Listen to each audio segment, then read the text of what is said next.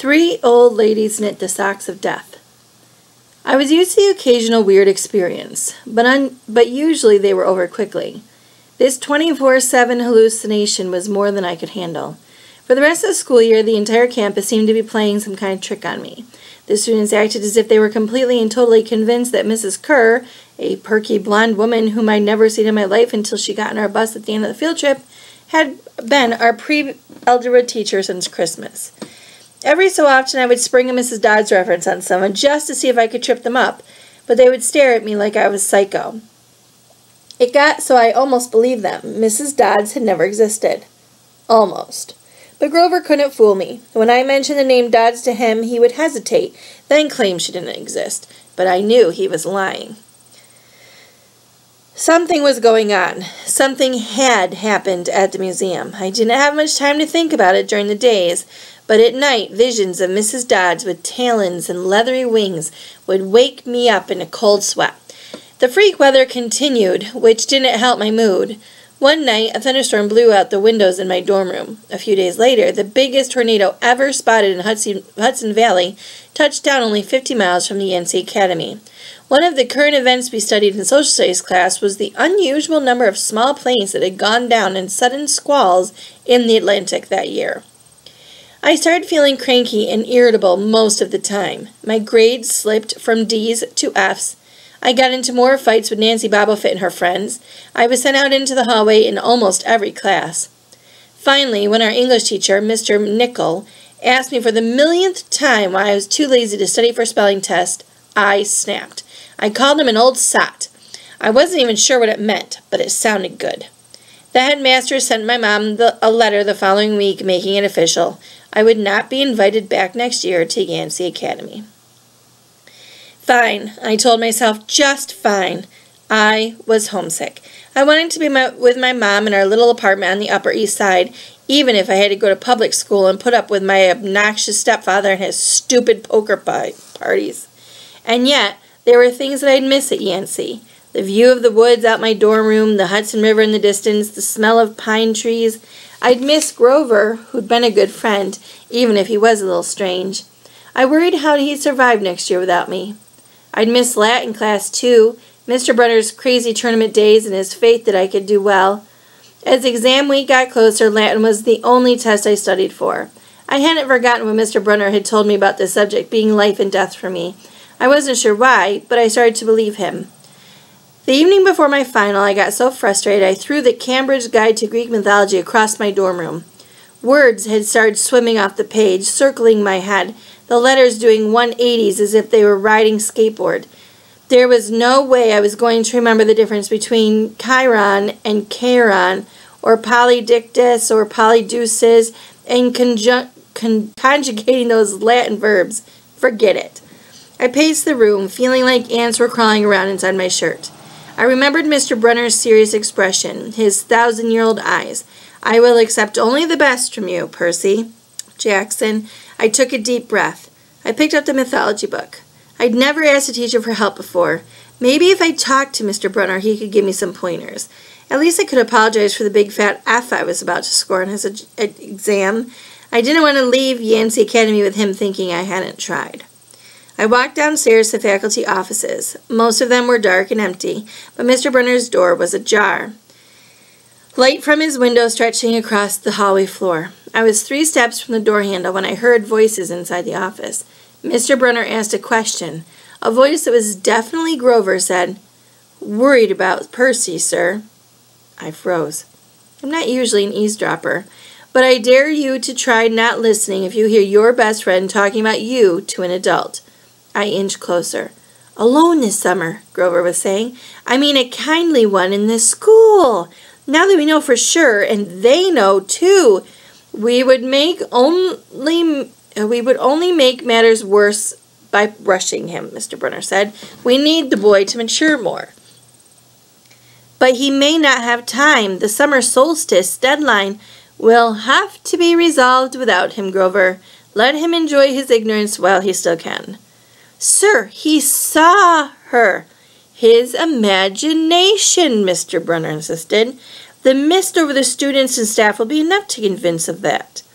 "Sir, I can't fail in my duties again. Grover's voice was choked with emotion. You know what that would mean. You haven't failed, Grover, Mr. Brunner said kindly. I should have seen her for what she was. Now let's just worry about keeping Percy alive until next fall. The mythology book dropped out of my hand and hit the floor with a thud. Mr. Brunner went silent. My heart hammering, I picked up the book and backed down the hall. A shadow slid across the lighted glass of Brunner's office door. The shadow of something much taller than my wheelchair-bound teacher, holding something that looked suspiciously like an archer's bow. I opened the nearest door and slipped inside. A few seconds later, I heard the slow clop, clop, clop, like muffled wood blocks, then a sound like an animal snuffling right outside my door. A large, dark shape paused in front of the glass, then moved on. A bead of sweat trickled down my neck. Somewhere in the hallway, Mr. Brunner spoke. Nothing, he murmured. My nerves haven't been right since the winter solstice. Mine either, Grover said, but I could have sworn. Go back to the dorm, Mr. Brunner told him. You've got a long day of exams tomorrow. Don't remind me. The light went off in Mr. Brunner's office. I waited in the dark for what seemed like forever. Finally, I slipped down to the hallway and made my way back up to the dorm. Grover was lying in his bed studying his Latin exam notes like he'd been there all night. Hey, he said, bleary-eyed. You going to be ready for this test? I didn't answer. You look awful, he frowned. Is everything okay? Just tired. I turned so he couldn't read my expression. I started getting ready for bed. I didn't understand what I had heard downstairs. I wanted to believe that I imagined the whole thing. But one thing was clear. Grover and Mr. Brunner were talking about me behind my back. They thought I was in some kind of danger. The next afternoon, as I was leaving the 3-hour Latin exam, my eyes swimming with all the Greek and Roman names I had misspelled, Mr. Brunner called me back inside. For a moment I was worried he'd found out about my eavesdropping the night before, but that didn't seem to be the problem. Percy, he said, don't be discouraged about leaving Yancey. It's for the best. His tone was kind, but the words still embarrassed me. Even though he was speaking quietly, the other kids finishing a test could hear. Nancy Bobblefit smirked at me and made sarcastic little kissing motions with her lips. I mumbled, okay, sir. Mr. Brunner wheeled his chair back and forth like he wasn't sure what to say. This isn't the right place for you. It's only a matter of time. My eyes stung. Here was my favorite teacher in front of the class telling me I couldn't handle it. After saying he believed in me all year, now he was telling me I was destined to get kicked out. Right, I said, trembling. No, Mr. Brunner said. Oh, confound it all. What I'm trying to say, you're not normal, Percy. That's nothing to be... Thanks, I blurted out. Thanks a lot, sir, for reminding me. Percy. But I was already gone. On the last day of the term, I shoved my clothes into my suitcase. The other guys were joking around, talking about their vacation plans. One of them was going on a hiking trip to Switzerland. Another was cruising the Caribbean for a month. They were juvenile delinquents like me, but they were rich juvenile delinquents. Their daddies were executives or ambassadors or celebrities. I was a nobody from a family of nobodies. They asked me what I'd be doing this summer, and I told them I was going back to the city.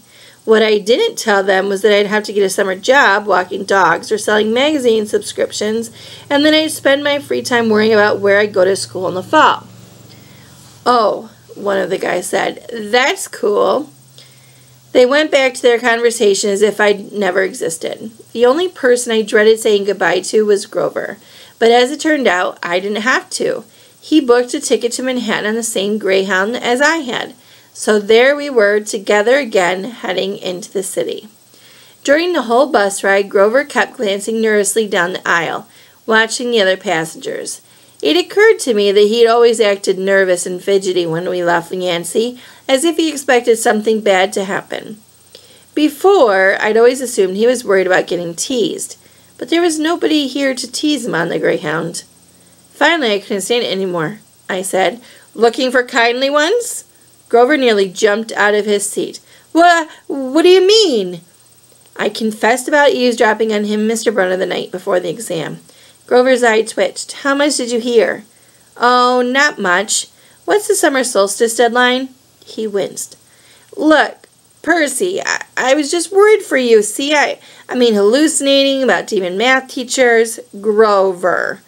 And I was telling Mr. Brunner that maybe you were overstressed or something because there was no such person as Mrs. Dodds. And Grover, you're a really, really bad liar. His ears turned pink. From his shirt pocket, he fished out a grubby business card. Just hate this, okay? In case you need me this summer. The card was in fancy script, which was murder on my dyslexic eyes, but I finally made out something like Grover Underwood, Keeper, Half-Blood Hill, Long Island, New York, 800-009-0009. What's half... Don't say it aloud, he yelled. That's my summer address. My heart sank. Grover had a summer home. I'd never considered that his family might be as rich as the others at Yancey. Okay, I said grimly. So, like, if I want to come visit your mansion? He nodded. Or if you need me? Why would I need you? It came out harsher than I meant it to. Grover blushed right down to his Adam's apple. Look, Percy, the truth is, I kind of have to protect you. I stared at him. All year long, I'd gotten in fights keeping bullies away from him. I'd lost sleep worrying that he'd get beaten up next year without me. And here he was acting like he was the one who defended me. Grover, I said, what exactly are you protecting me from? There was a huge grinding noise under our feet. Black smoke poured from the dashboard, and the whole bus filled with a smell like rotten eggs. The driver cursed and limped the Greyhound over to the side of the highway. After a few minutes clanking around in the engine compartment, the driver announced that we'd all have to get off. Grover and I filed outside with everybody else. We were on a stretch of country road, no place you'd notice if you didn't break down there. On our side of the highway was nothing but maple trees and litters from passing cars. On the other side, across 4 lanes of asphalt shimmering with afternoon heat, was an old-fashioned fruit stand. The stuff on the sale looked really good. Heaping boxes of blood-red cherries and apples, walnuts, apricots, jugs of cider, and a clawfoot tub full of ice. There were no customers, just 3 old ladies sitting in rocking chairs in the shade of the maple tree, knitting the biggest pair of socks I'd ever seen. I mean, these socks were the size of sweaters, but they were clearly socks. The lady on the right knitted one of them, the lady on the left knitted the other, and the lady in the middle held an enormous basket of electric blue yarn. All 3 women looked ancient, with pale faces,